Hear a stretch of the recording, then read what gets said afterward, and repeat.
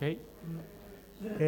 Welcome all, and good evening to this second event of the Landscape Urbanism lecture series, where we invite professionals, both in practice and academia, which are somehow related to the concerns, methodologies, and the world that surrounds the interest and the discipline of landscape urbanism. We have today Peter Trummer, who has been researching and teaching intensely over the last years in issues around computation, urbanism, and trying to understand how new techniques and how new forms of understanding the relationship between the small and the large scale fabricates ideas about urbanism, planning, governance, and the link to biopolitics. Peter Trummer is currently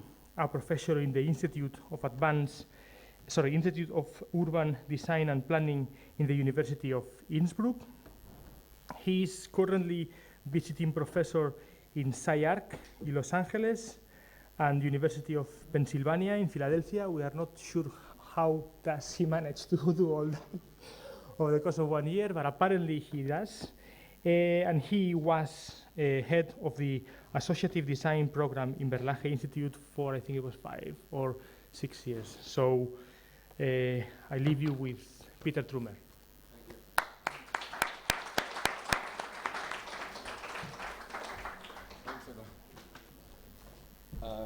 Thank you very much, Eduardo. Thanks for actually inviting me to the AA.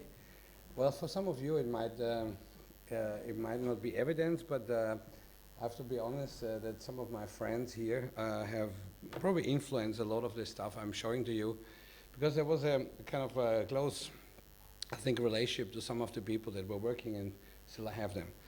Well, what I wanted to show you today is I start to realize that I'm getting into a generational problem. I start to realize I have done some things, and suddenly I need to summarize because there is a new vibe of people approaching. So what I wanted to show you is basically a summary of the last 10 years, I would say. In principle, it's a little bit more than 10 years. It's like 15 years. And so you could say very easily the work on a certain way. I want to show you what its basis was. Where did the ideas came from? Why was it necessary to think the way what I might have developed? And then secondly, where this work is going towards to. Yeah? And so in that sense, the title I've taken for that work is basically the part that I would say will present the end of a new beginning and the beginning of a new end, which basically means the title refers to something I more have done and not to the things I'm going to do. Which means that my lecture today for you is a little bit divided in two parts. The first part is that, which you could say belonged, it's also work that belongs probably to two kind of institutions. It's work that belongs basically also to two kind of topics, and it's basically work that belongs to two kind of ideas. I would say the first one belongs more to practice, and the other one more towards something which I think recently people would call here a project, to the idea I'm going to work with. So the part I'm saying is that the first work more or less dealt with large scale. So this was my context. The context I was working with was basically the city, or the production of the city.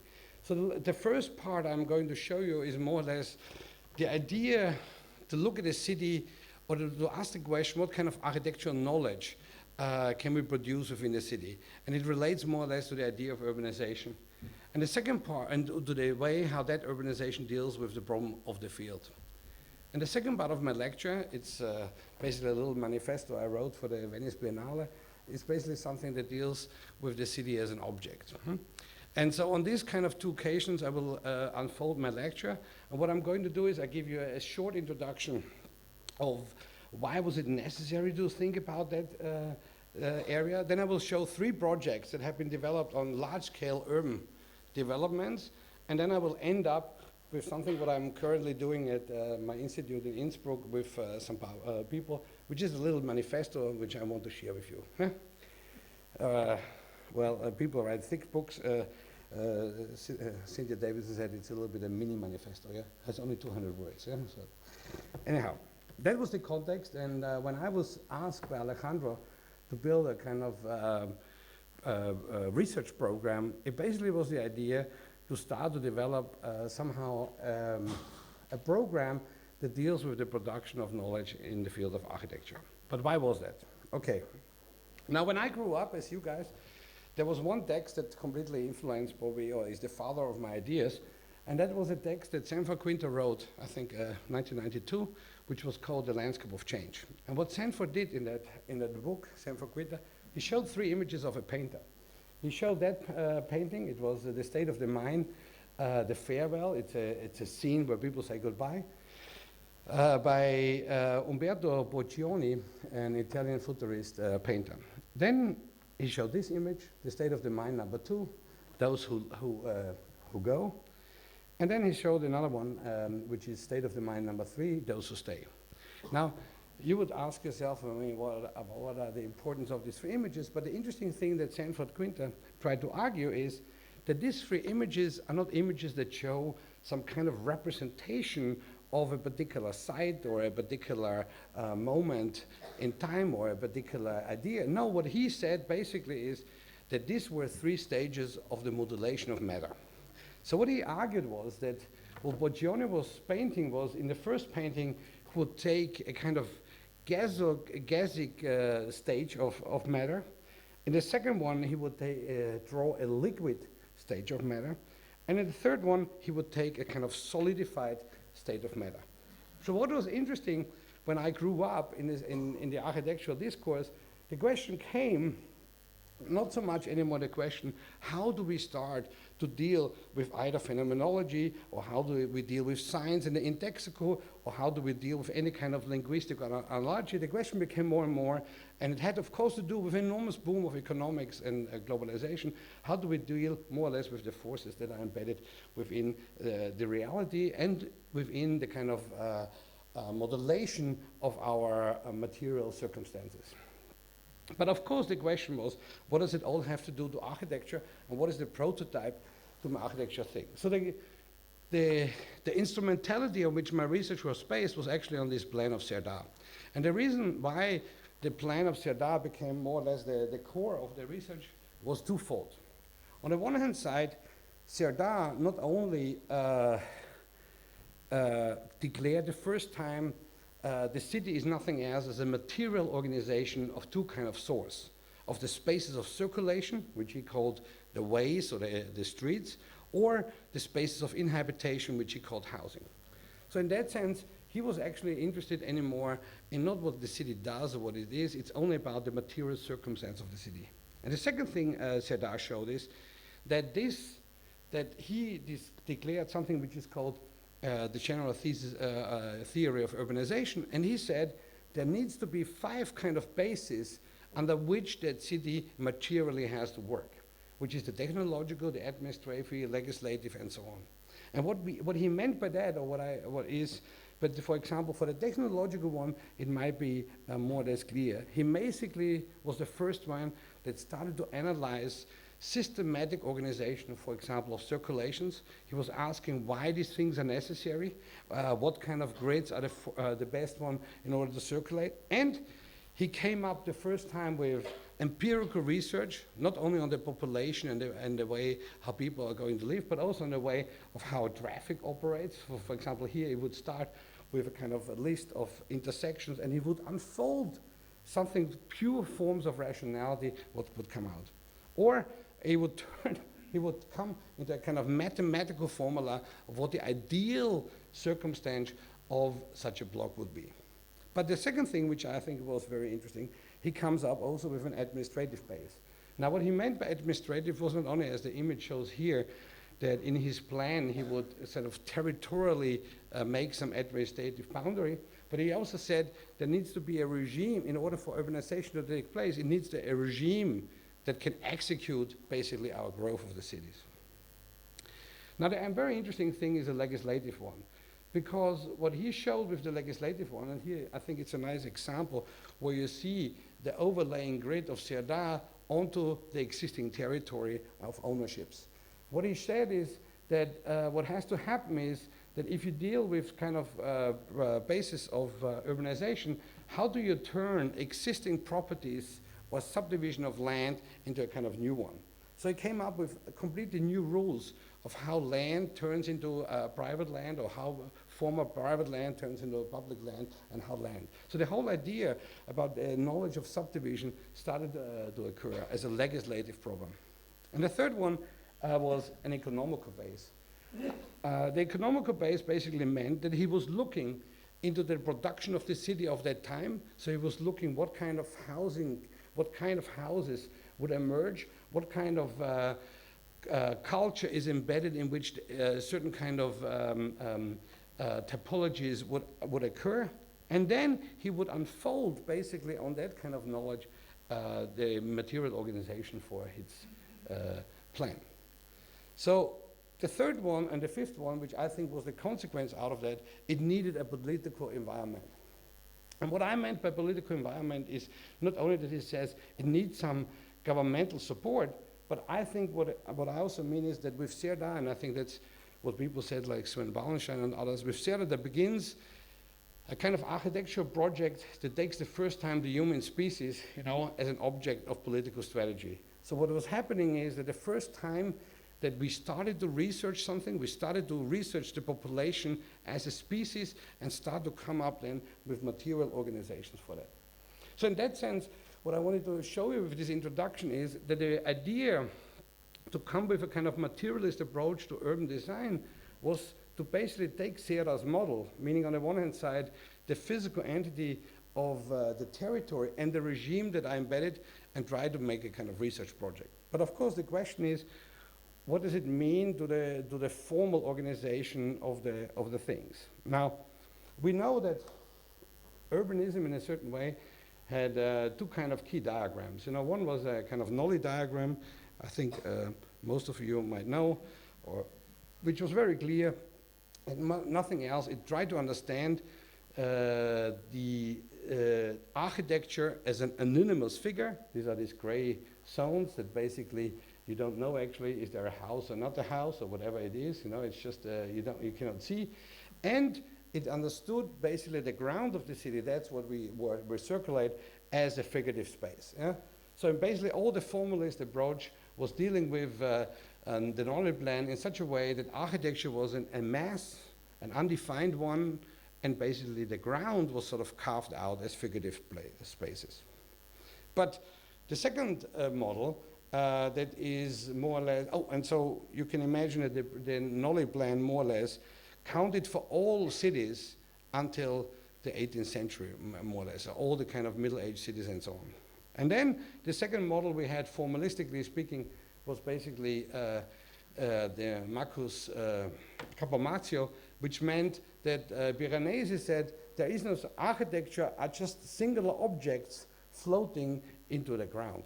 And I gave you, and I thought I showed this nice image. I think it was Eisenman and who showed, this is a model from the Venice Biennale. I think it was Peter Eisenman who has, or it was basically Peter Eisenman who basically wanted to give that Campomarci the first time a kind of three-dimensional look, yeah? And it was part of the Venice Biennale.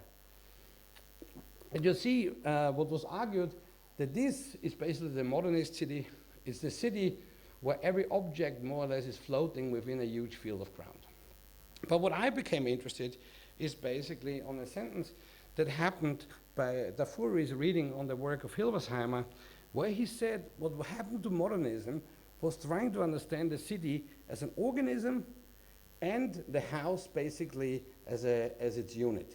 And so the idea was that there might be not such a thing like an object or a figure, but the only thing that basically happens through material economical processes is to understand nothing else, the city as an assemblage of single unit cells that assume forms. So this was my idea of how I might translate a kind of materialist approach into urbanism.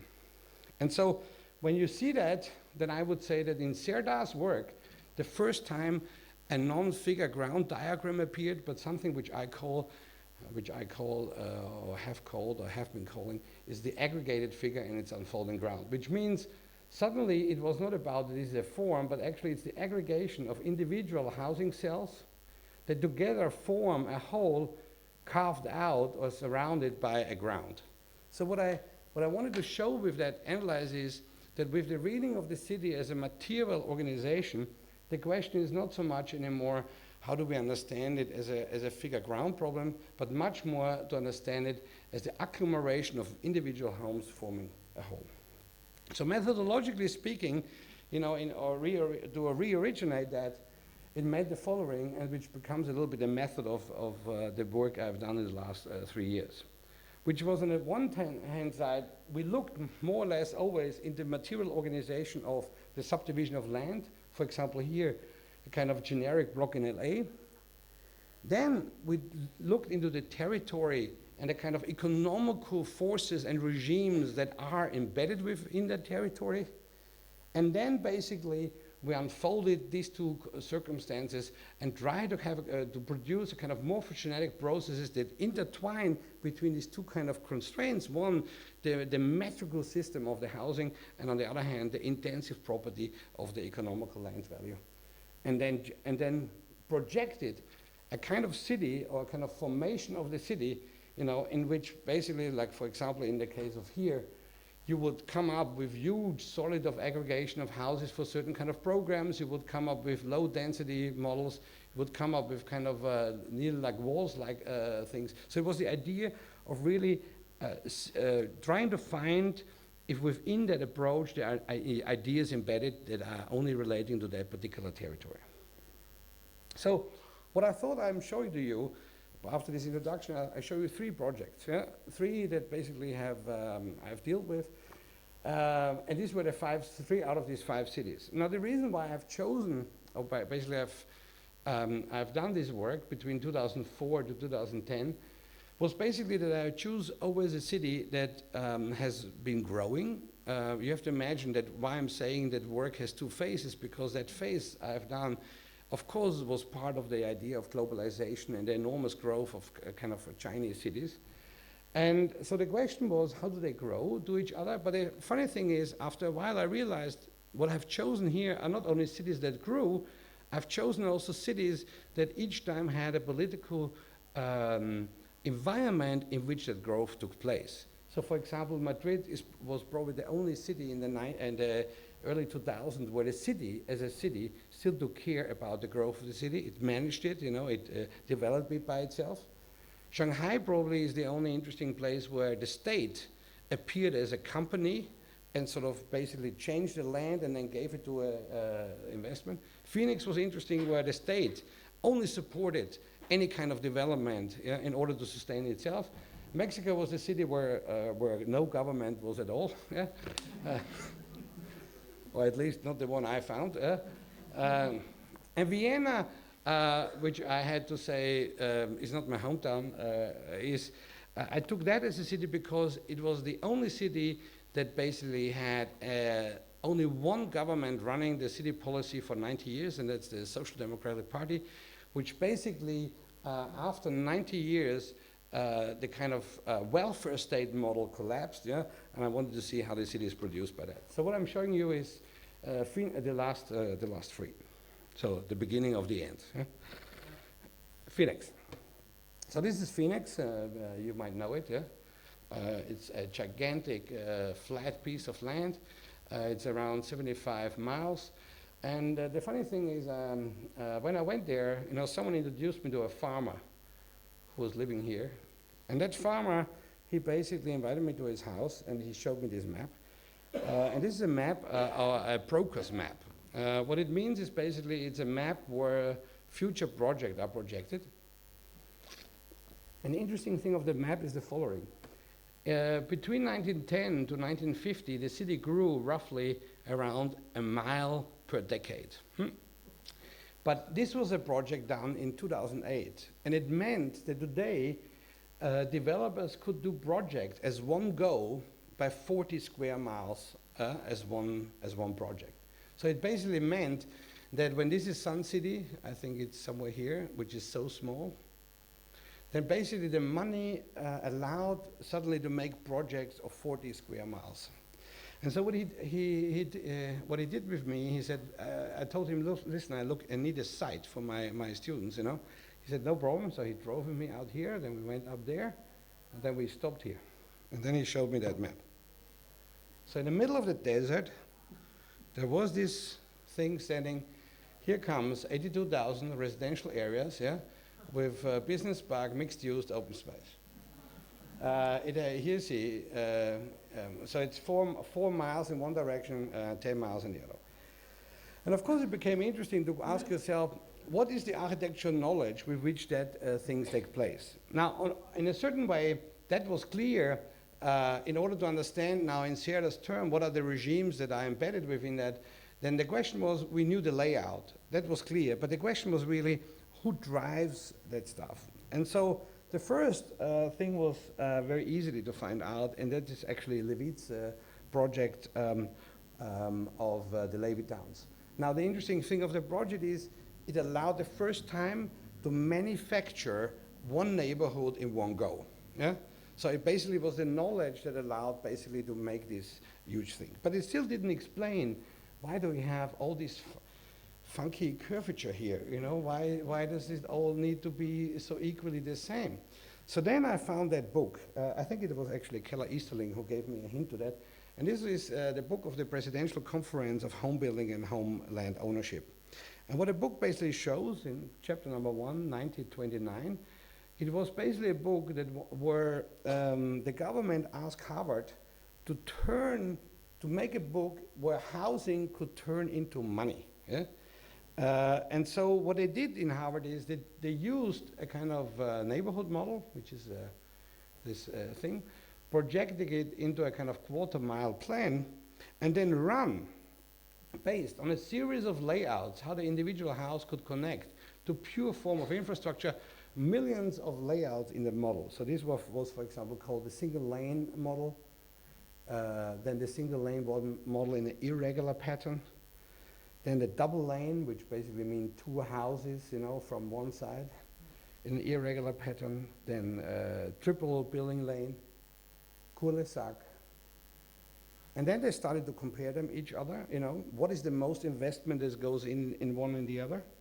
Then they came up with a very particular layout, how much sewage and how much infrastructure has to hit all these ones. Then they started to calculate them. And then they did the same thing for housing. Then they realized that what kind of houses would the market allow. And basically they come in the end with $6.28 investment per square foot, which basically means that suddenly they could argue that what kind of loan you need to take for the money in order to cooperate. And a couple of years later, and the interesting thing of that model was that it was not all about the idea of producing a kind of homogeneous suburban environment. No, the idea was actually to come up with a kind of varied population for dwellings. Now, a couple of years later, it turned into this nice book, Planning Profitable Neighborhoods. So suddenly the idea was, how do you now subdivide the land? So this is the part I wanted to show. How do you legislative subdivide the land? And then it says, this is good and this is bad. And this is good and this is good and this is bad. And so it gave suddenly ideas how you have to subdivide the land in order to produce totally homogeneous entities of the same value. Here you see some other things. So all this curvature is only happening so that every piece of land is as similar as possible to the next one. But of course, that all regime could only happening because it was only possible if the territory was ignored. And so in that sense, when we did this project, the question was not only can we ignore the territory, neither there was the idea to take a territory literally, as phenomenologists would say, the kind of site on which you do things, because this is the backyard of my uncle who went there as a hippie. So that's why I have this nice shot from his garden. Yeah, this would be the vegetation. But actually what we did is we looked into the territory as an object, which basically means we looked at it from an economical point of view. Yeah?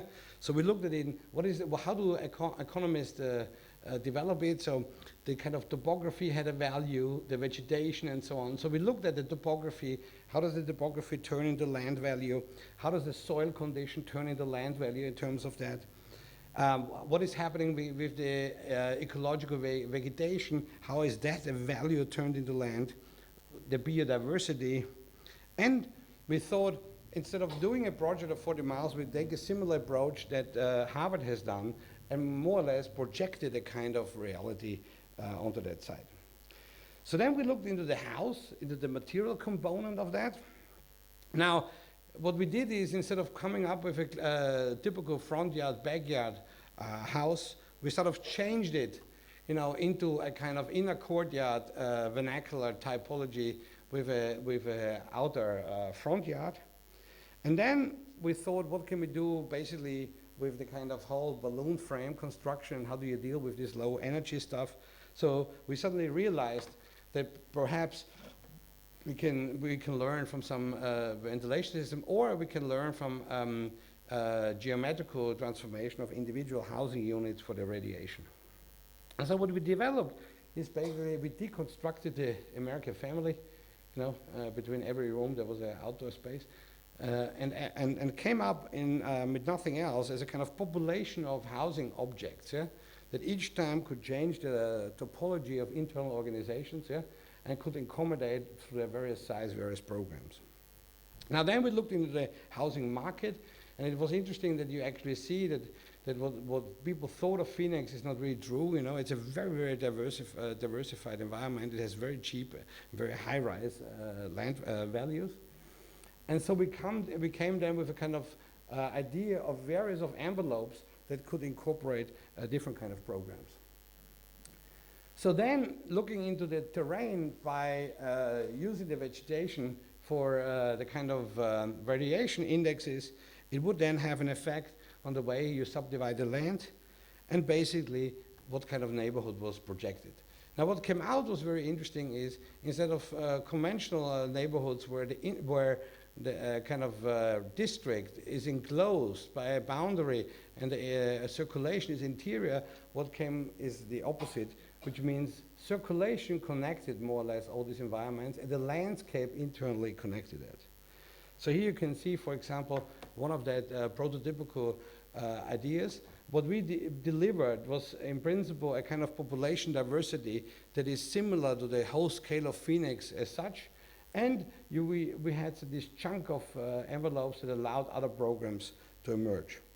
Now here you can see what kind of figure-ground relationship it produced.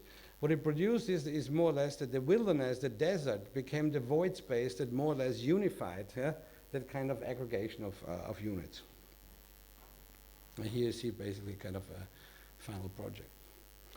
Now the second thing is I want to show is Mexico City.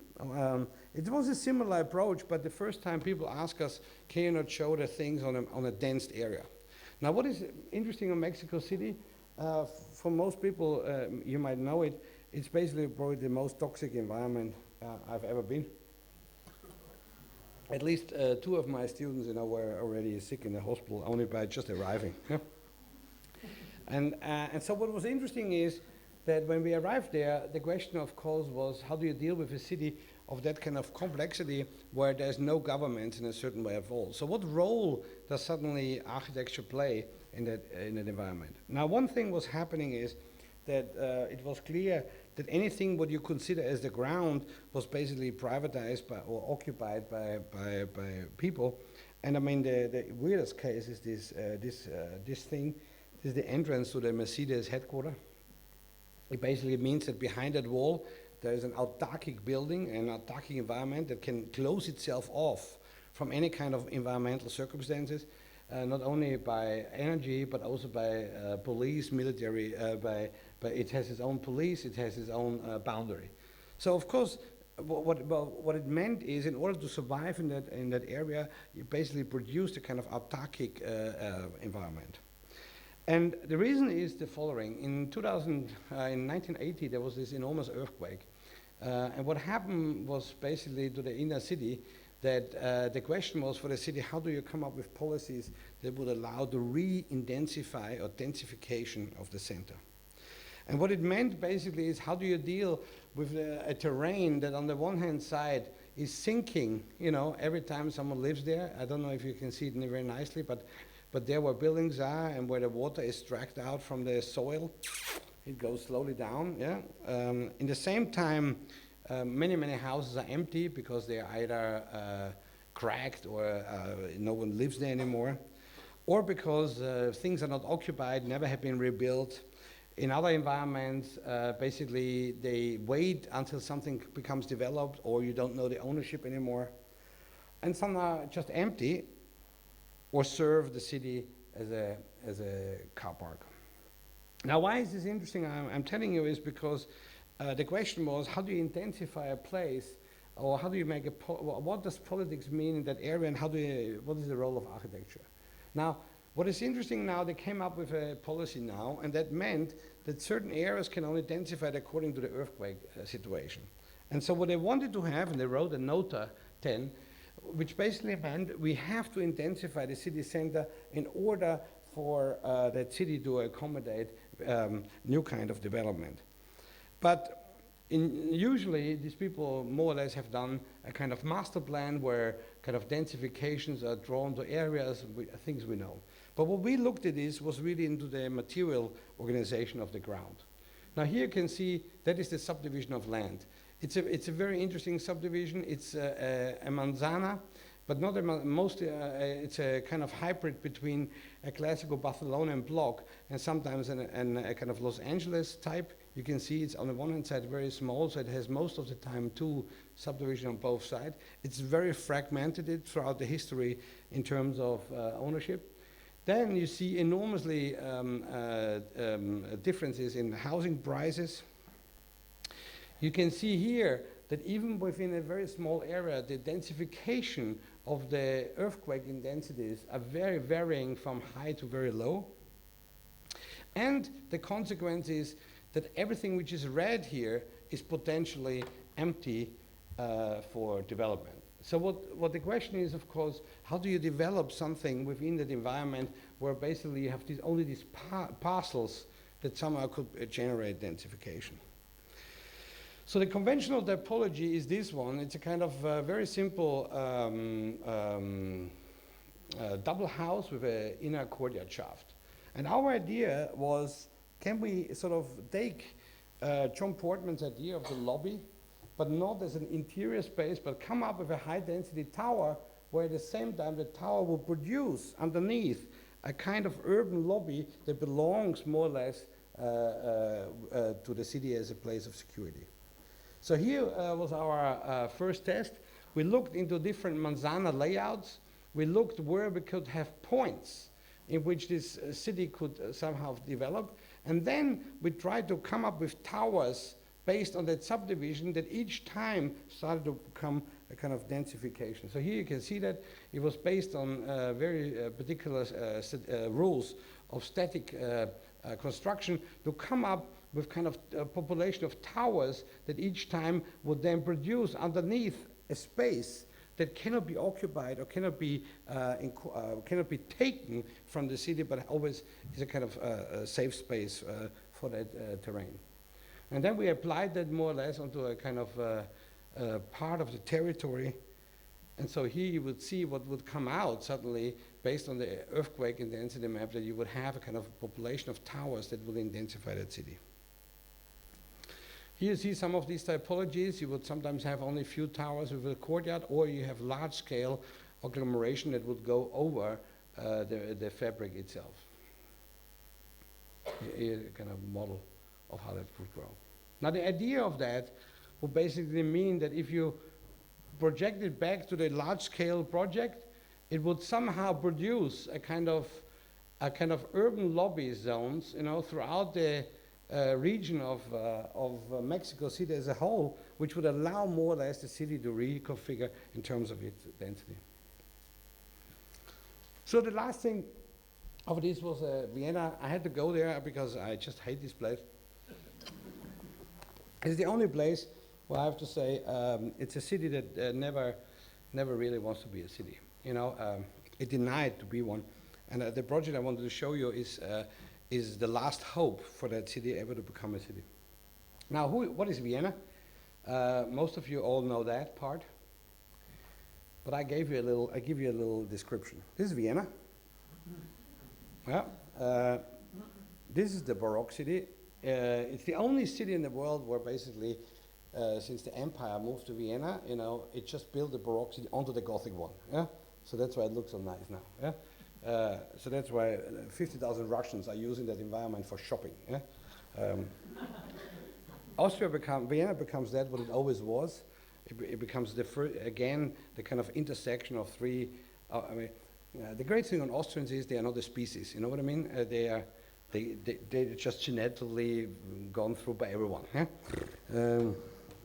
No one wants to everyone wants to deny that, but we are Balkan, Turkish, Oriental, Slavic, Germanian. Yeah? We can never be a race, so be happy.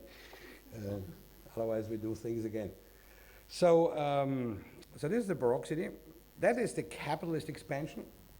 And this is what I call the social democratic urbanism, which basically means this is the Serdar, and this is the kind of confetti that sort of lays out.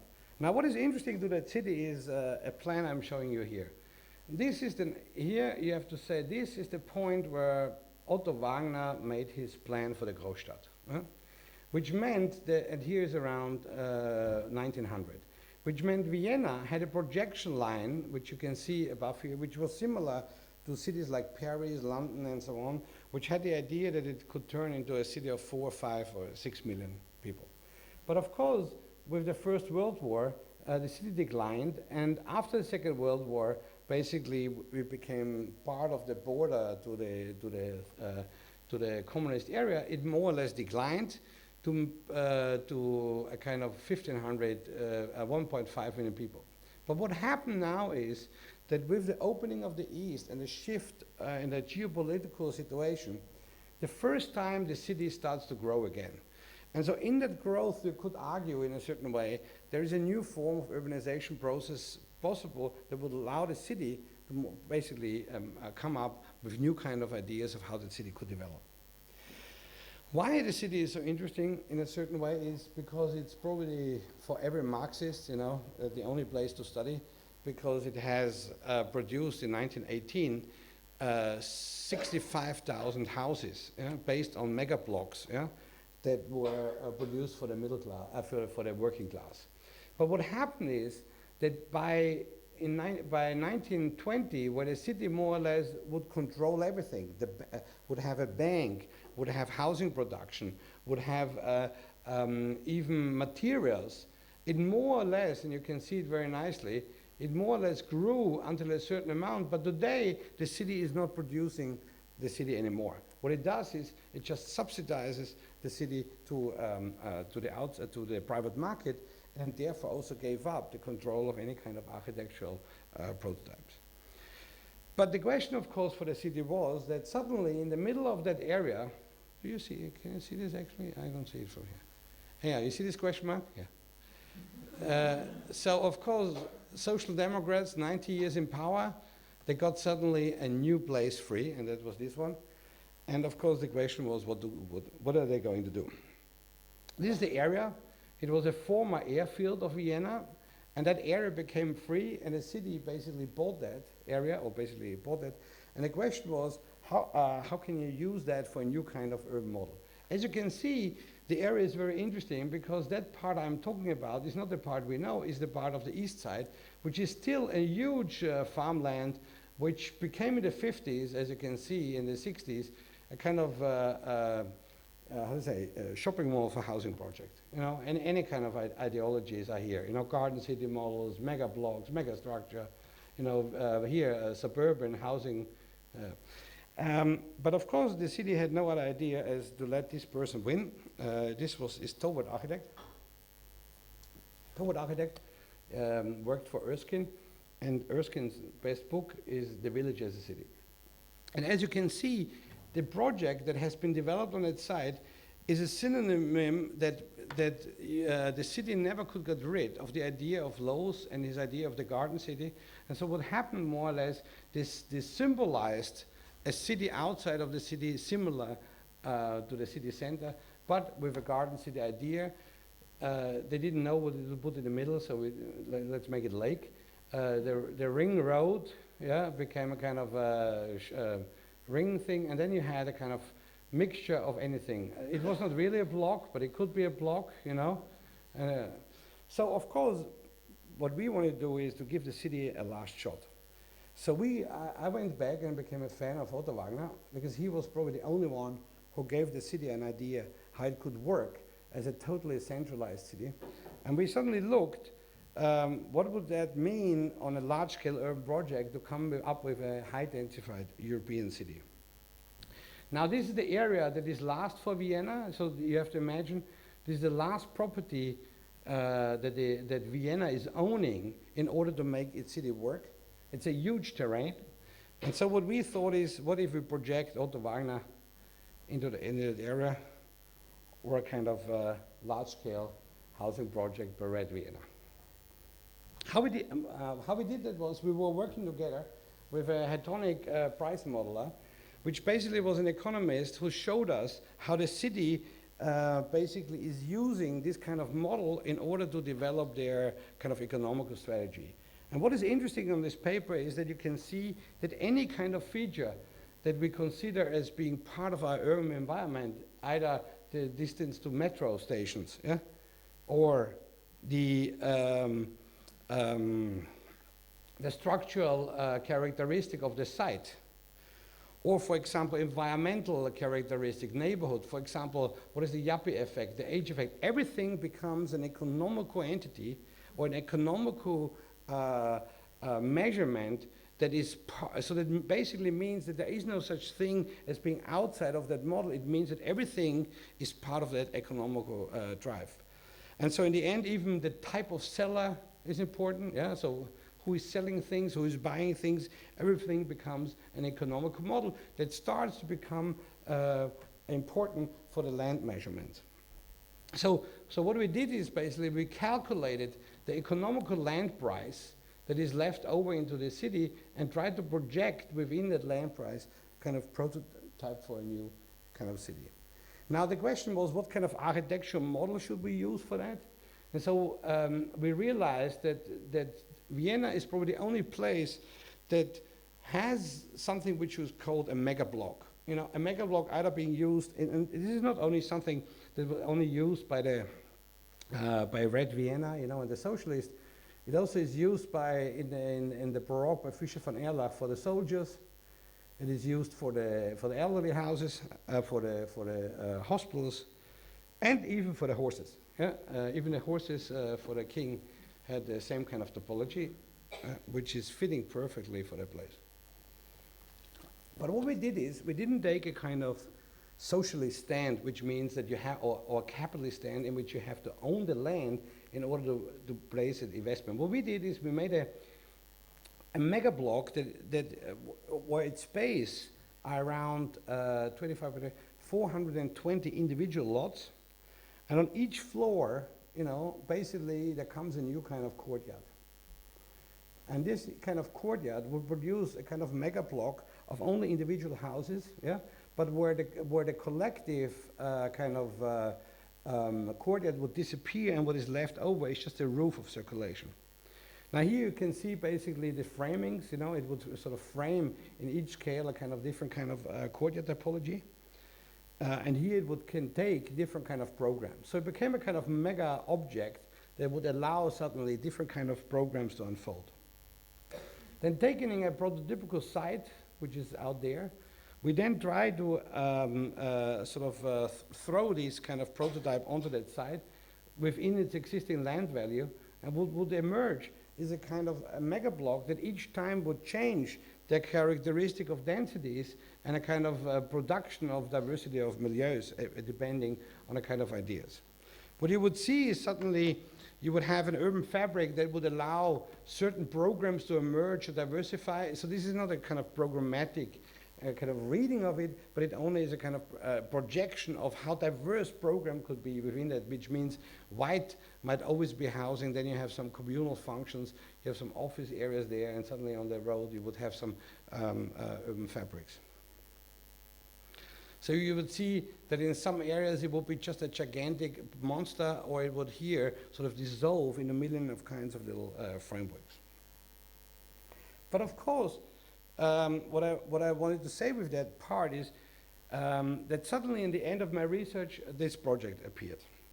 A student showed it to me, you know, it was in a moment where I deal with this large-scale urbanism. And then I became a strange problem. Because in 2008, when the economical crisis emerged, in a moment that basically you realize there's a kind of shift in the way of how money transforms the city, it also had an impact for me on my research. So when all the projects I've done to that moment were kind of large-scale operations, the difficulty was that with such kind of project, I suddenly realized that I might have to shift a kind of intention of my research, not so much anymore into problems of the field, but problems into the architectural object itself. Or when the one was based on urbanization, the question was, the other one was, how do you build a city within a building? Now you have to imagine, this was what I've done so far, and this is kind of swollen it up. Yeah? So I see it like it sort of took all my stuff away. Yeah? And of course, what came to this is that some of my former colleagues, you know, were occupying this field as well. I think he's lecturing tomorrow.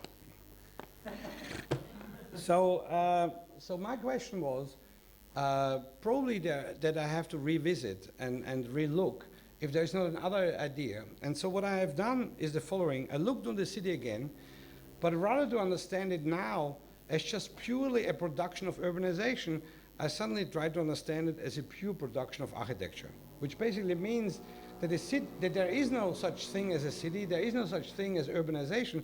Probably the only thing that is left is probably just an architectural intervention.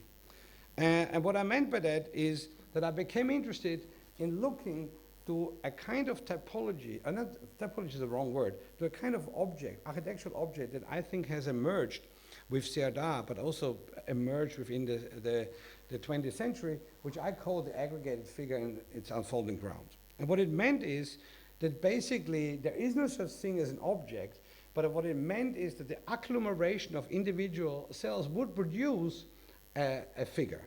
But that figure is not just an object of aesthetics or sorry for that, I only found that stuff. Yeah? So whatever it means to you, it had no any connotations. Yeah? And it should actually be like that. Yeah?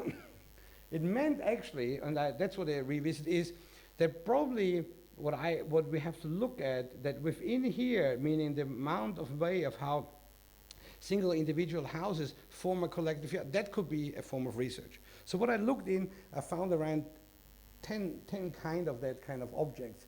First, of course, was the Immobilier Villa by Le Corbusier, where you have an aggregation of individual housing cells forming around a kind of inner courtyard.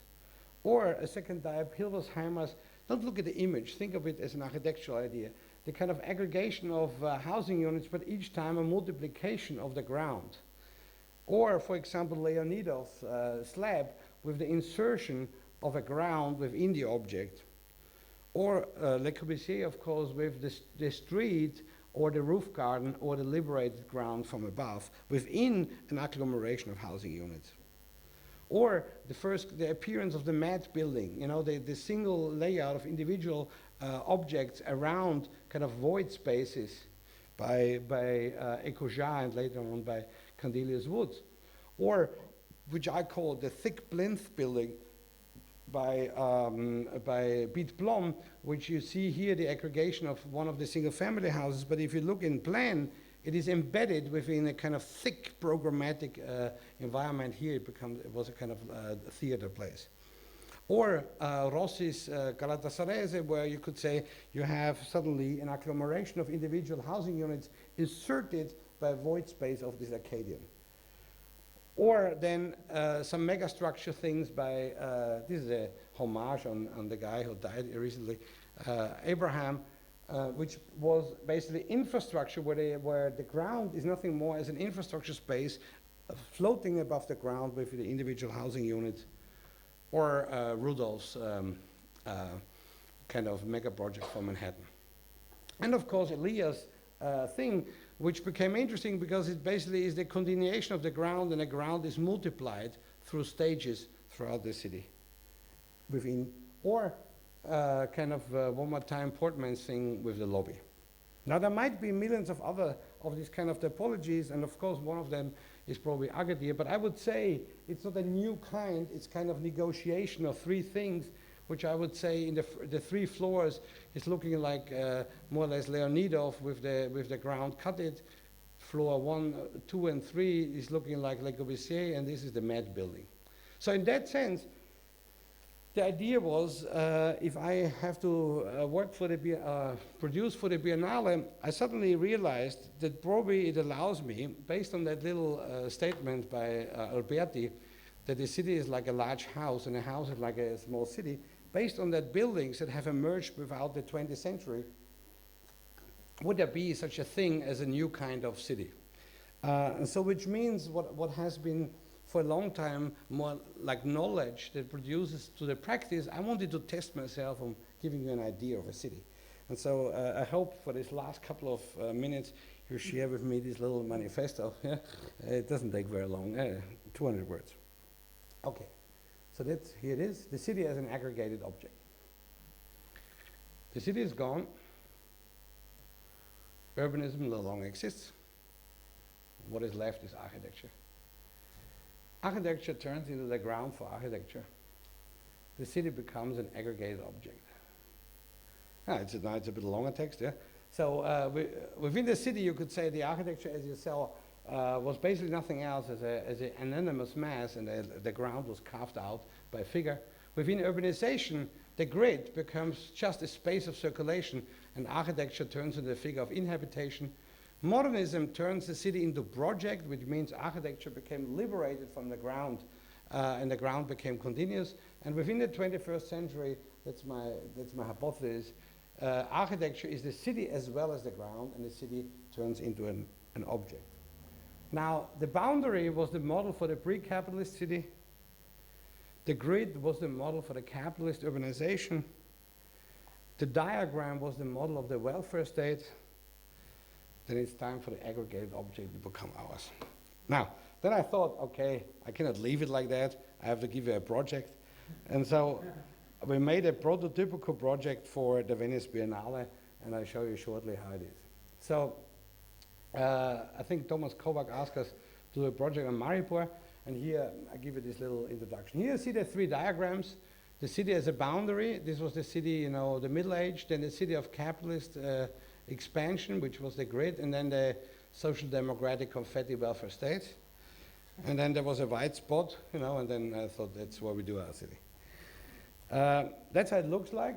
Only to know, what I've tried to do is, it's a diagram of a city. It's basically it's a model. It's not a fixed plan. You should read it like this. Everything that is black is a figure, which means it's basically the architectural object.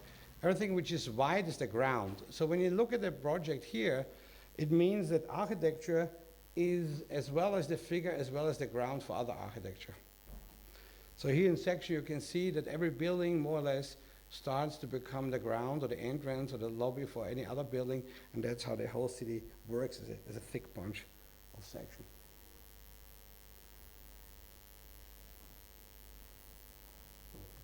Thank you very much.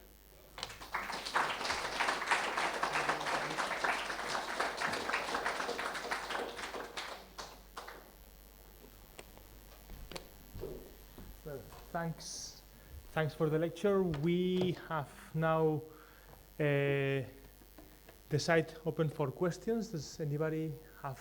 We have here the microphone, so let's see if anybody has questions or wants to ask something. Where's my population thinking guy?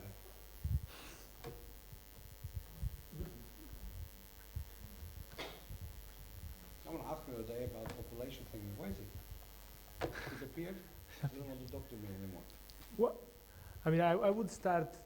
Why? I mean, I kind of like the fact that, well, you start from questions which one could describe as urban questions, or questions that an urbanist would think about such as land use value, and somehow you take it so religiously in this sort of like I would say, almost ideological manner to the end of their consequences, to explore what it comes out on the other side. No? When you push an idea which was the land value, okay, let's take it seriously, and let's push to see what comes out.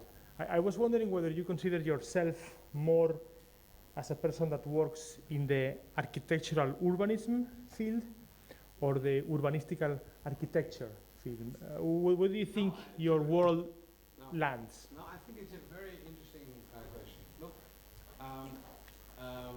when I first, coming out from a very strange history, yeah, there was always the question to me, if urbanism is nothing else, yeah. You know, it's a very interesting question. But the point I want to make clear is this: if when I started to make this research, yeah, which was clearly the question of, is there any kind of architectural knowledge necessary that produces a city, then people would say this is not necessary because the city produces rules and that rules unfold the city. So you could say urbanism in a certain way how it works is nothing else as to have policies and more or less rules and regulations on which the city folds automatically by itself. But what I found interesting on Serdar's claim was that Serdar, the rule was not first, it was the architectural research, which means basically the grid that he came up with, the way how he subdivided the land, the kind of topology, it was an architectural solution with the relationship to the rules. So you could say the 20th century has divided, I would say, urbanism in two things. One into which you would call research into urban phenomena and the way how things evolve in politics, and the other one which I would say now only architecture. And the only thing what I wanted to do in this last couple of 10 years, want to say, okay, what kind of architectural realities are embedded within basically the rules. What I wanted to do, nothing else, is to bring Serdar towards Serdar, and say, look, we cannot divide planning from urban design. It has to be basically be approached together. And so the reason why I went into economics, and all that stuff was these are the regimes that out there that operate, these are the rules and regulation. The question is within that material circumstance another reality possible? So it was not about making utopian project, it wasn't, but it was about producing architectural knowledge within a realistic field, and that was the idea, you know. And so in that sense, that's what I wanted to bring, which means that architecture is first and regulations are second. So that means also, and I think you are very right. Look, I don't know enough about landscape urbanism. I always thought I did landscape urbanism, but probably I don't. Because I found it always interesting. Landscape urbanism was always for me from landscape towards urbanism. Yeah. And so when you say, what did I do, is architectural urbanism, which means I went from architecture towards urbanism. But I found it important as one reason, because I got stuck, basically, with the belief that many of my colleagues did, that datas, or, I mean, look, I've been 15 years in the Netherlands, you know, datas alone would derive a project. So people were mapping itself to death, you know, people were trying to fill the, but I realized in the data or in the kind of circuit, there is not the solution to the object. So you need something that comes from the other side, and that's what I meant by that I could learn from Serdar. What is the housing project? How do they fold? What is the subdivision of land? Where's the production of their physical inhabitation? That was more or less the goal I went.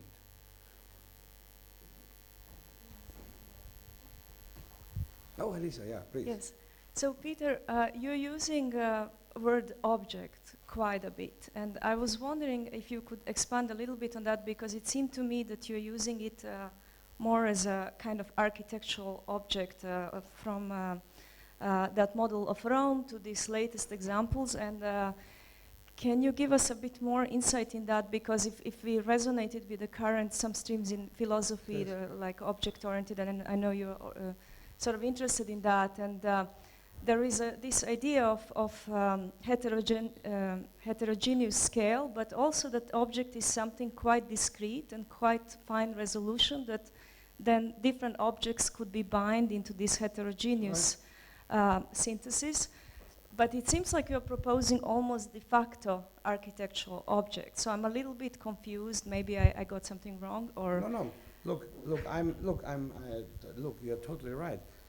It's the beginning. Let's say what we might share all together here is that it's the beginning of producing a new kind of subjectivity on a new kind of ontology that emerges. Yeah. I am not so much that I can say now for myself that that I use the word object in the right way. The only thing what I became interested in is in a very particular disciplinary problem first, which meant basically that I had to define what is the disciplinary problem I'm dealing with. And what I realized, what became very interesting in the work, or what I started to realize with the research, was that when I re-looked into Alberti's definition, the house is a city and the city is a house, yeah? The funny thing is, it was always known into the architectural field as a part-to-whole relationship. Yeah? But I found interesting when he said, I look into the house, yeah, the city as a house, then actually, if you are honestly, he looks also in the house as an object. Now, what I mean by that object, yeah, is it is continuous, which means it is one. It's not. I'm not talking anymore about fields, which means fragmented part. Yeah, even when there might be a lot of elements, it's still something that is continuous. And what occurred to me, and why I became interested in the story of Graham Harman, he defined two kinds of objects that have emerged within my research. One is the sensual object, which he would call to Husserl the one that you experience. But the other one is that object that is hidden to you. It's the one that you take for granted, but it's not there. Now, the interesting thing, if you look in the work of urbanism, is many times there are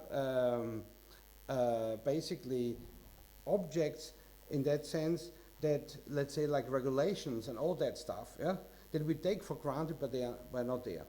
Now, I'm not saying that I can contribute to something like that. The only reason what I wanted to do is I wanted to go back, look for the disciplinary problem where it could be interesting for urbanism, in that what we call part to whole, and I looked at this thing as one thing, yeah, as something that cannot be fragmented in pieces anymore, but something that sticks together. So when I did this kind of 4 cities, yeah, which means the circle, the grid, and the field, was trying to produce it in such a way that it can only be explained by architecture and by nothing else. Yeah? So in that sense, when I proposed my last project, of course I communicate with you in the discipline of architecture as a figure ground problem, because I want to tell you how the idea is produced, but I still see it as one thing. It cannot be subdivided into pieces, or it is not a fragment thing.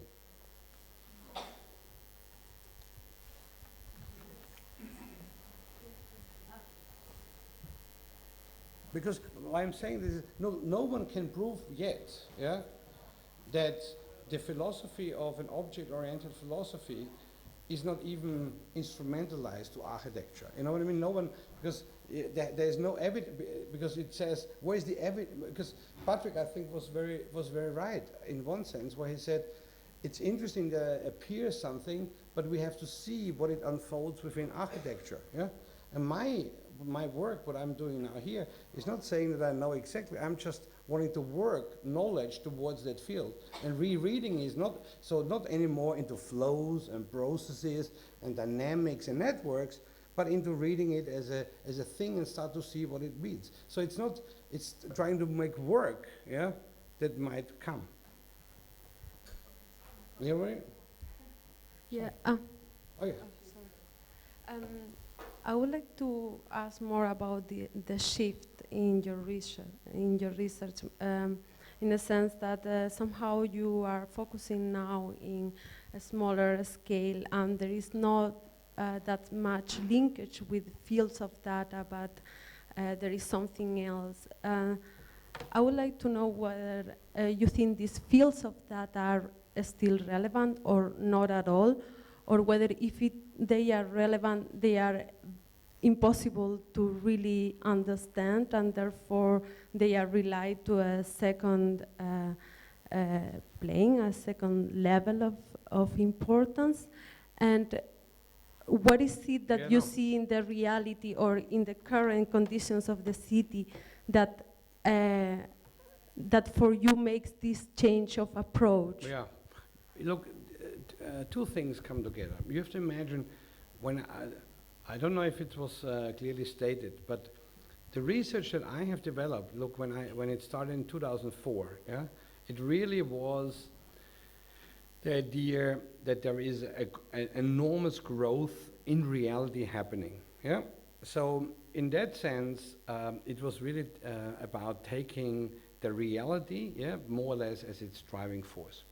But as more as I worked into that project, and as more as I had debate also with people like Patrick and others, there came a struggle to me at one sense, and that was that we still use certain kind of ideas, because the materialist approach, in a certain way, as I try to understand it, is there is a meta-modulation, yeah, in which there is no a preconceived idea.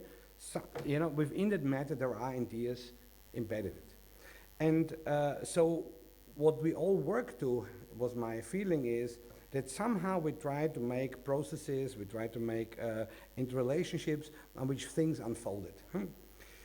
But I got a concern because in a certain way we deal with ideas, which basically means we take certain things for granted, yeah? So that means, I'm not calling this word typology, but I'm saying the thing. So my only interest was, as more as I came out of practice into academical world, I just wanted to know more precisely for myself, what is my disciplinary problem I'm working with? What is it, I mean, I got sick in arguing, you know, my daughters are doing my project, yeah? I wanted to start to argue, yeah, that I have an intentionality within my project, and that's what I wanted to put forward.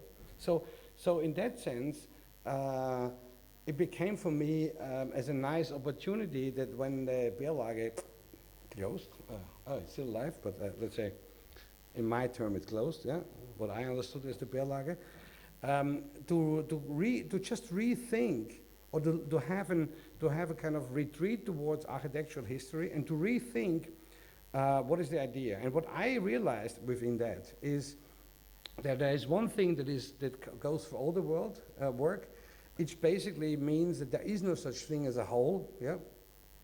That means there is only the agglomeration of individual parts, yeah? And that was the housing. And so in that sense, I only tried to formalize a more disciplinary thought to that. And that's in the stage where I am in the moment, yeah? I wanted to argue, what is the idea, my architectural idea I'm working with?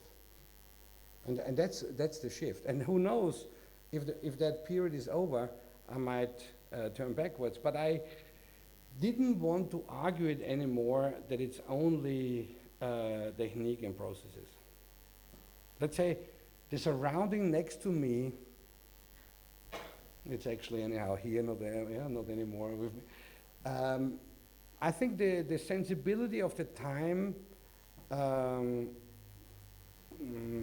was right to probably say, listen guys, computational technique doesn't mean it had never an idea. And probably it's more a critique to these people that sort of erase it as stupid technique stuff, that I wanted to show that there are ideas embedded, huh? I wanted to formulate them. And they come out from a disciplinary reading, and it's not just only data stuff. So probably it's also, for example, to make me feel happier, to meet these people that were always against me. Yeah?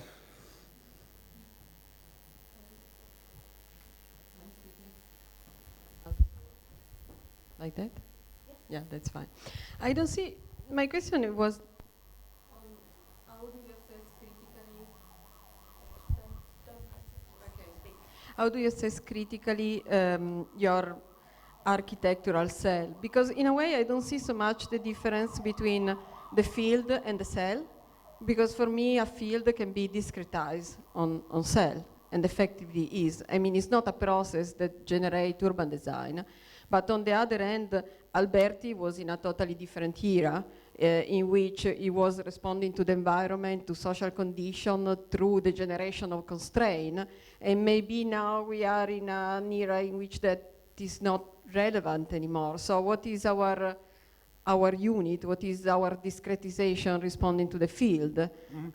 I think Cerdà and Alberti are like precedents, but we need to evolve probably that unit as well. So what is your idea in that sense, or how are you thinking to bring forward this idea more on the architectural side, and maybe on how you respond to the fields rather than being generated directly by the fields? I mean, look, it's a very, very good question. Look, the way how, let's say, I'm talking not about the field in general terms, but if you might say that. But if you talk about the field in an urban sense, let's say in Cerdà, there, let's say, the endless expansion, of that city, which means the field doesn't have a boundary, it doesn't have something. It might have a zone, but it's not a clear definition of boundary, but it's a kind of expanded element. It always has something that connects that thing. So in terms of Cerdà, it's circulation. In terms of, there was always a thing that binds more or less the element together. Now, I'm not questioning that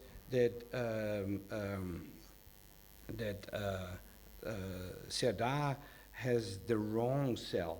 I'm not questioning that Alberti has a different idea. I'm just saying is there are disciplinary problems that are going to happen throughout the history, and I'm just wanted to pick up on that historical problem. Now, my thing was, when I worked on urbanization, the cell was the housing unit, which basically was really a very much modernistic trip, which I quoted by Hilbert and by Dafuri, and so it was really the idea that it's not the architectural object that is of investment, it's the home, and if you look about all the politics that is happening with modernism, the single family as a research unit, it was really about the home. Now, I would argue that postmodernism, and this is what happened, is what is the single architectural investment is the single object itself,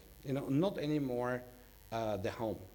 Which basically means that if you look for, I think it was Alan Colochun who wrote a very nice book, that, for example, in the Vienna thing you see it was really not anymore, even when it was for the worker, but it basically was really about the investment of one single building.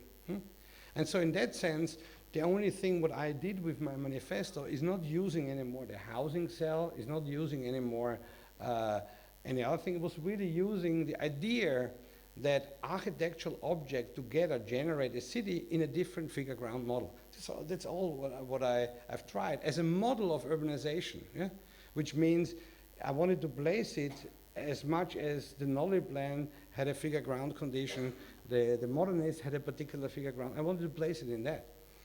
Now there is no, look, this is exactly what I know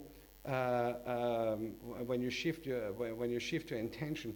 In the moment that you don't have a reality that forms your project, if you don't have anymore just a database, it was really on working, what are the ideas with which we are making architecture? And it's in that sense, I mean, in the moment that you ask yourself, what is the element you're dealing with? What is it? What is the idea of your architectural component?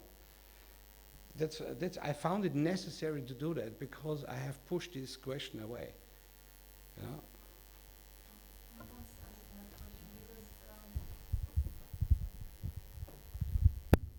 Yeah, because I mean, I'm starting to see a little bit, or spinning my own angle on this, but because I would say this idea of agency, which is very much related to also the ideas of object-oriented or speculative realism in terms of extended agency. So it's not just anthropocentric, but a kind of larger one. And I would say in terms of design agency, I think it's coming to the foreground in general, not only in architecture. Because I'm trying to link this now to your disciplinary argument. And for instance, even if you do have a massive data set, you still need to read some legible information, even if you're a scientist. So suddenly design is obviously extending its agency to these other domains. And in that sense, I see this kind of idea that of possibility of synthesis as our superpower as architects, let's say, in architecture, but also extended fields. And this summer we organized a symposium that was called The Field is Open in Croatia, where we invited many people also last year that are dealing with these kind of topics. And the idea of object, we had Graham Harman there actually, but that is something that then could open this possibility of synthesis. So many different types of objects, not only the anthropocentric one. But you have to know, I mean, look, I cannot go into philosophy because I'm not one. I'm only can say what I'm intrigued is in one idea. What Graham Harman says very nicely is an object doesn't exhaust either the sensibilities of how we see the object, neither by its material organization. So what he argues is, and that's why I found it very intriguing, he said, within, and I've summarized it from my words, he said, within the 20th century we had two kind of philosophies, more or less, namely the one that overmined and the one that undermined the object. The one that overmined the object said that the object is something in our mind, which means basically, which I call the whole linguistic theory, the whole phenomenologist, the whole rationalist. The rationalist with the idea of type and the essence, the phenomenologist with the idea that there is something preconceiving the object, meaning the landscape, and I would even say the linguistic ones, which says it has a meaning. And then he says there are the other group, which are the undermining the object, which is the materialist, I would argue, or the functionalist, which says in every object is nothing else as the agglomeration of molecules. So, or the way there's something smaller to the object. And so what I became really interesting when I heard these two statements of Graham Harman, he actually showed me very nicely what our debate within the discipline of architecture was the last, let's say, postmodern era.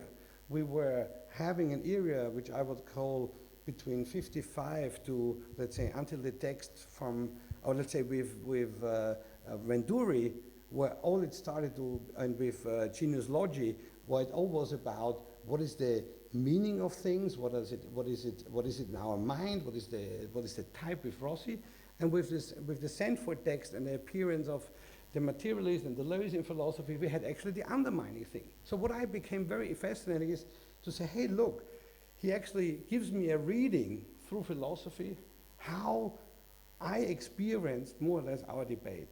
And so what he intrigued me is not that I could say, so what he said then, but there must be something in the object that is more than both of these things and more than all its relationships. Because he actually says, so as to my understanding, he basically says, it's not that what Bruno Latour says, that we are basically in a network. He actually argues, no. An object is more to itself than to any other thing. And that intrigued me only. This idea that you don't execute it, architecture from a materialist point of view, looking to the morphogenetic processes, and the other thing, looking into the typology. What is then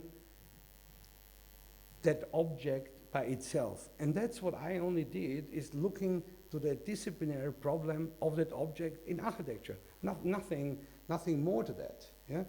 So I became only interesting to realize, hey, how can I write something that only can explain with architecture and with nothing else?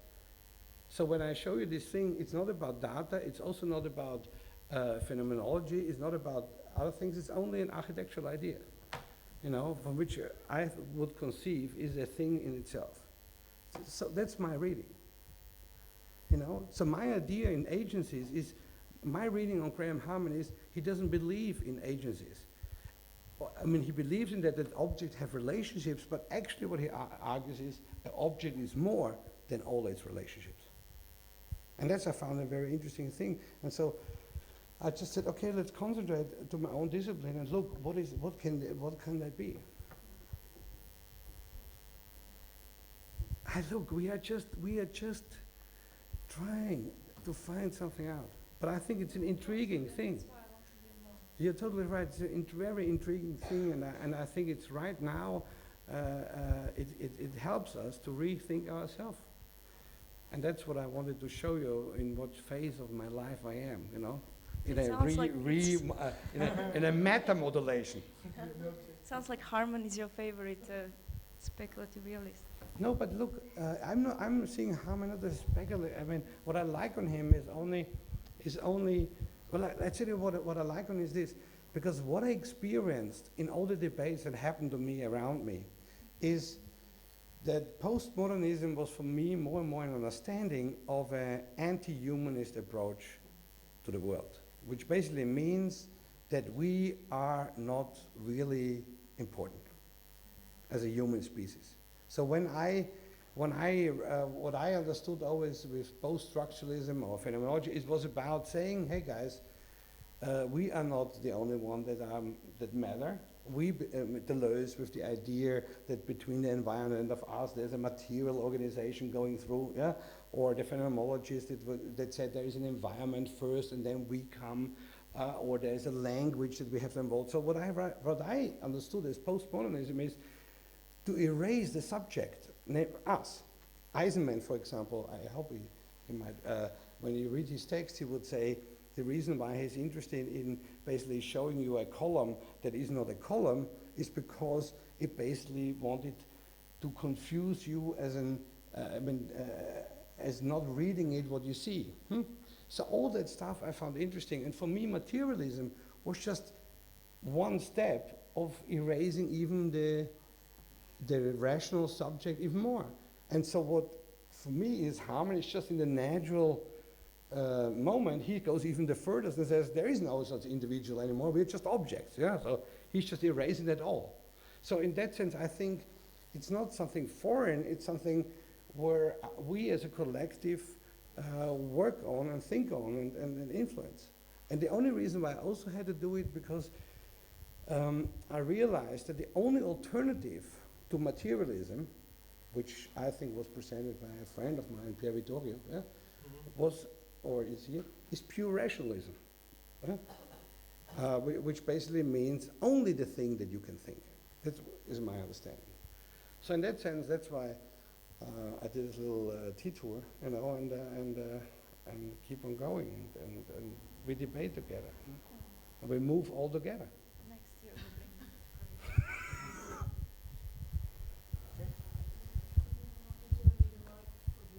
Don't worry, don't worry.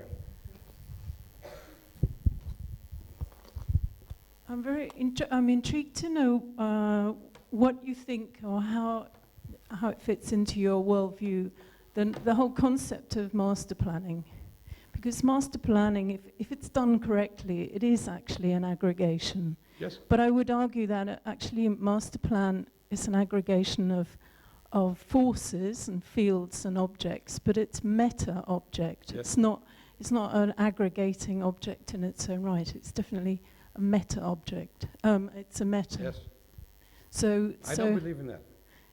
You do? I don't. You don't? This is for me urbanization.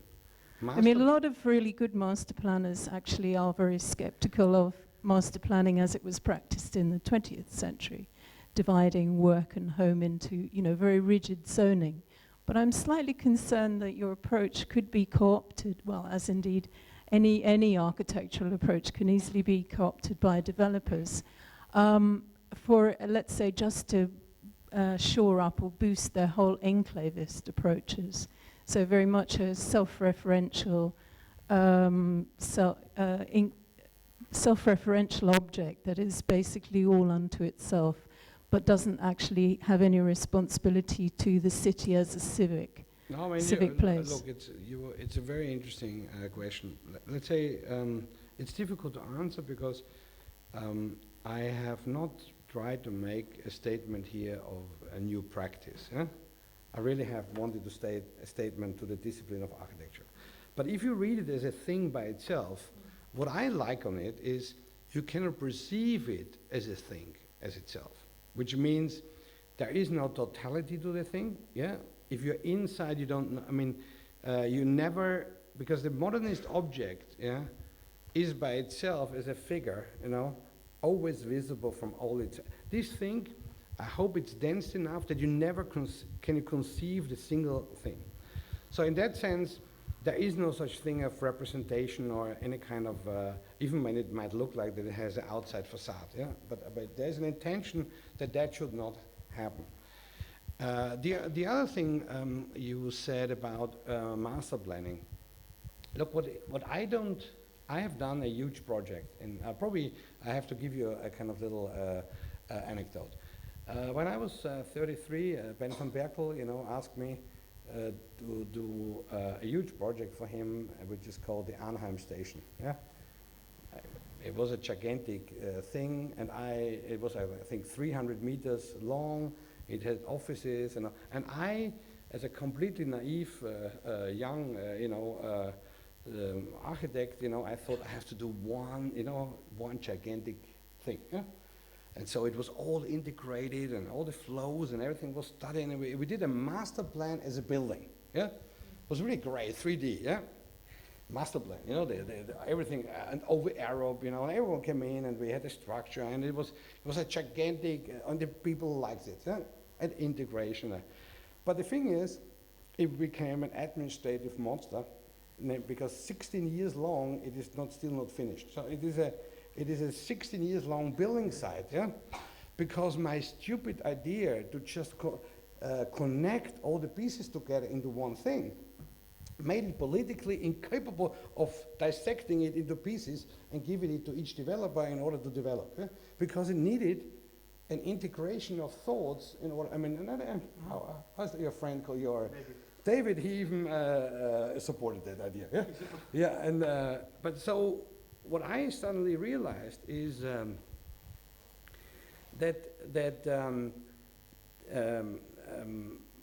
thought that the master plan as a building in that time would be an interesting idea because it can be orchestrated as a building. Not like in a conventional way. But if I look, I was just 2 days ago in Vienna, and we looked, and there's in Vienna something they call the Platte, the plate. Yeah, you know, and you think, oh, that's great. So what the people did is they made first a plate, and then they put the building. So they made first the ground, and then the building. You come there, and what you see is just a vomit. Yeah.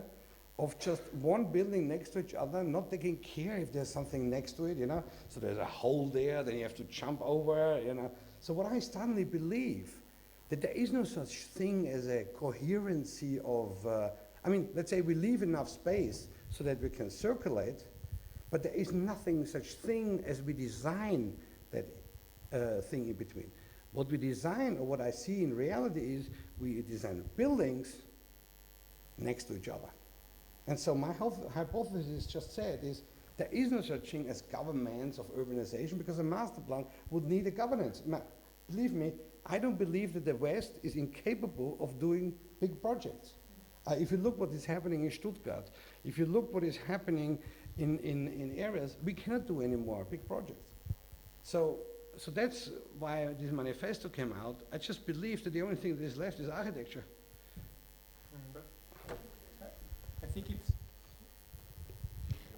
How do you move into the postmodern sort of city model of manifesto? How do you see that emerging up from the city? Do you see it being, like you said, there seems to be large projects coming in the Western world, much like the airport in Austria. Sorry, airport in Vienna. Do you see it being an organic sort of process that slowly emerges, or something that's master planned over time, or maybe What are your thoughts? Look, the master plan, as I understand it, and I don't know, it's for me, it's a political instrument, which in principle allows money to take place. And by master plan, I say now very easy. I have a piece of land. I give that land, I subdivide it into chunks of elements. I can give it to people, they develop it, and I have a coherency of procedure to run that. Most of the time, like you would say, what we can learn from China and what we have done, we do infrastructure first, and then we make the sugar cubes on that. Now, the point I see in the I mean, it sounds strange that I'm talking historically, but what neoliberalism did in a certain way is erasing planning. If I went to Phoenix, or if I went to Austria, or whatever I went, what happened was that more or less postmodernism erased state-related planners. In the Netherlands, I mean, probably I don't know. I only know 3 countries a little bit, but basically in the Netherlands, the planners became erased from the government, from village cities. The same was happening in the Netherlands. The same was happening in things. So what happened was the market more or less was given also planning, but of course the market cannot plan. The market can only do one thing. And so when I see in the States, the interesting thing is it looks like a plan, but actually it's a one-piece development. It's like executed as a building project. And that's my readings for the world, that I suddenly erased that everything that we share as common or something that has been politically done in terms of master, postmodernism has more or less erased that. Or I would say even modernism started to erase it because the single object became the thing of investment. And why? And only why I became interested to reread the city for an object was because I looked that probably architecture models that have urban grounds in themselves could become an interesting model for that.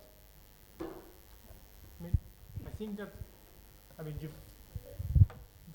the fact that you have presented, an ontology of architecture and objecthood somehow, I think you cannot divorce the fact that you are going to, or you will have to somehow, if you want to put it in the perspective of an urbanist, you will have to somehow face the problem of the icon and the idea of object and its relationship to the icon, and how do you actually navigate through and around the icon, touching issues of specificity against the singular, but that's what I meant. The idea of the generic, as somehow interlacing different objects. I think it's quite an important issue for the urbanist that emerges out of complete objecthood. No? No, but that's what I meant before, question. That I hope that you cannot perceive the thing I've presented you as a single thing.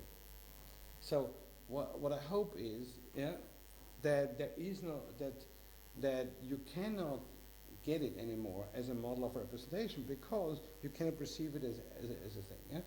And I think it also re-questions the object because you don't enter it anymore below, but you might enter something completely different. So probably there will be something happening to the architecture thing. I'm not saying I've solved any solution. I'm just saying I wanted to throw, I'm happy that I have an idea and you tell me if it's useless or not, yeah? But for me, it would look some more clear, some middle ground, no? Because there is some middle ground because thinking a model which is think theoretically as integrated and then test it and actualize it through steps so that you actualize object, not as completely coherent. I don't know, I was referring to your example of the building, no? You said, okay, I designed this building, it was completely integrated and it was a mess to build, Forgetting about philosophy and thinking about practicality, if you think about that building as the project of the building as an abstract diagram that gets actualized step by step, then your abstract diagram can get a feedback from the step of actualization, and therefore your single object is a single object and the next one will be related to a different Yeah, but that only works, you see, because we consider the ground as land. Because we subdivided the ground into pieces of land, we made it isolating the object to occur.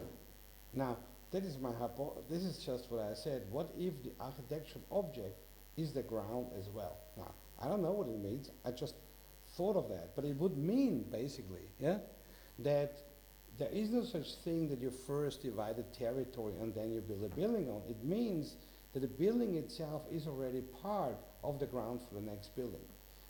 What that means, that's the idea. And so, what consequence it has? I don't know. If it's late capitalism, I guess, yeah? It will make more money, yeah? But I became interested that it could be an idea, you know what I mean? Something that I was happening only by rereading actually the buildings. I'm not arrogant to believe that this is of any worth. I'm only saying it is trying within in the moment we have now. I found it an interesting statement to come up with a statement, an architectural statement, you know, that can as look crazy as weird. As a cultural statement, it's interesting. Yeah. As a methodological one.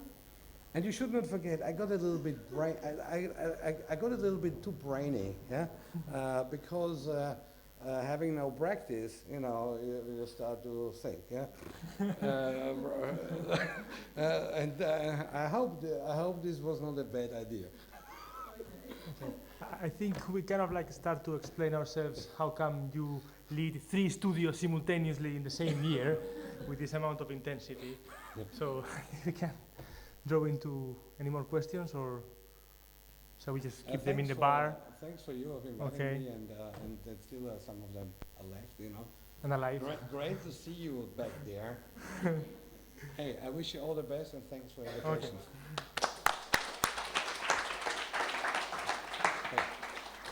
Come on. I hope it